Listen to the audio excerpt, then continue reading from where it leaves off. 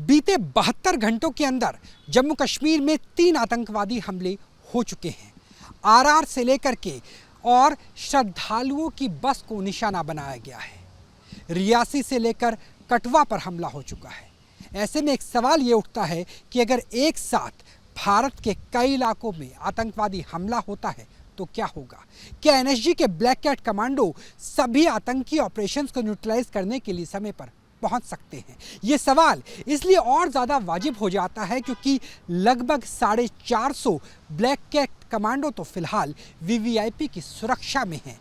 यानी वो वीवीआईपी जो या तो मंत्री हैं, पूर्व मंत्री हैं, बड़े नौकरशाह हैं। तो क्या उनके लिए एनएसजी का कमांडो लगाना ठीक है?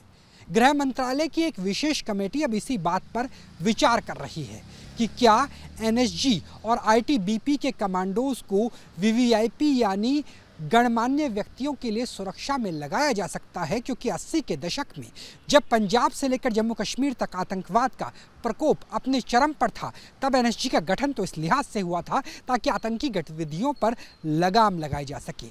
और 26/11 से लेकर अक्षरधाम तक के ऑपरेशन में एनएसजी ने ये काबिल तारीख से करके भी दिखाया कि उनकी काबिलियत का लोहा सबने माना।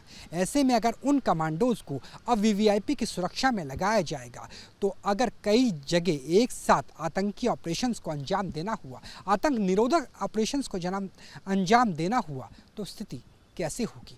यही वजह है कि गृह मंत्रालय की कमेटी अब इस पर विचार कर रही है। अगर कमेटी की सिफारिशों को अमली जामा पहनाया गया तो लगभग 450 ब्लैक कैट कमांडो अब सिर्फ एंटी टेरर ऑपरेशंस के लिए नियुक्त कर दिए जाएंगे। और आईटीबीपी के भी विशेष कमांडो, जिन्हें हिमवीर के नाम से जाना जाता है, वो भी भारत और चीन की सीमाओं पर पहुंच जाएंगे, क्योंकि गलवान से लेकर बुमला तक कई बार स्टैंड ऑफ देखने में मिला है। ये आईटीबीपी के वो कमांडोज हैं जो इससे पहले काबुल और कांधार में भारतीय दूतावासों की सुरक्षा कर रहे थे। इनकी जगह ली जाएगी सीआईएसएफ और सीआरपीएफ के कमांडोज के द्वारा, जिसके लिए एक स्पेशल ग्रुप एसएसजी का गठन किया गया था। विशेष सुरक्षा समूह, विशेष सुरक्षा बल एसएसजी के कमांडोज को अब इन वीवीआईपी की सुरक्षा में लगाया जाएगा।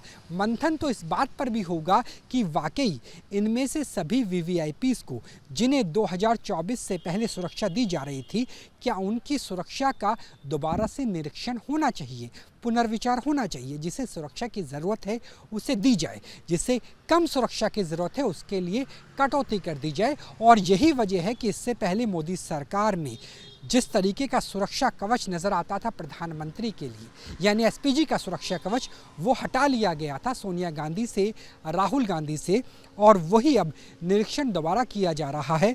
और इस बार निशाने पर है एनएसजी के कमांडो, क्योंकि एनएसजी का गठन आतंकवाद पे लगाम लगाने के लिए हुआ था, मुंहतोड़ जवाब देने के लिए हुआ था, एंटी टेरर ऑपरेशंस के लिए हुआ था, वीआईपी की सुरक्षा के लिए नहीं। उसके लिए पहले से हमारे पास एसएसजी के कमांडोज हैं। तो संभवतः आने वाले कुछ हफ्ते के अंदर उसकी रिपोर्ट आएगी। गृह मंत्री और गृह सचिव यानी अमित शाह की अध्यक्षता में इस रिपोर्ट के ऊपर निरीक्षण किया जाएगा। और उसके बाद संभावना ये है कि ब्लैक कैट कमांडोज अब सिर्फ आतंक निरोधक ऑपरेशंस को अंजाम देने के लिए इस्तेमाल किए जाए और वीवीआईपीज़ की पूरी सुरक्षा अब सीआरपीएफ और सीआईएसएफ के कमांडो एसएसजी के तहत कर सके। तो एक बड़ा परिवर्तन है जो मोदी सरकार 3.0 में देखने को मिल सकता है वीवीआईपीज़ की सुरक्षा को लेकर। राहुल डबास को दीजिए इजाज़त और हर एक खबर से बाखबर होने के लिए बने रहिए न्यूज़ नेशन के साथ। नमस्कार।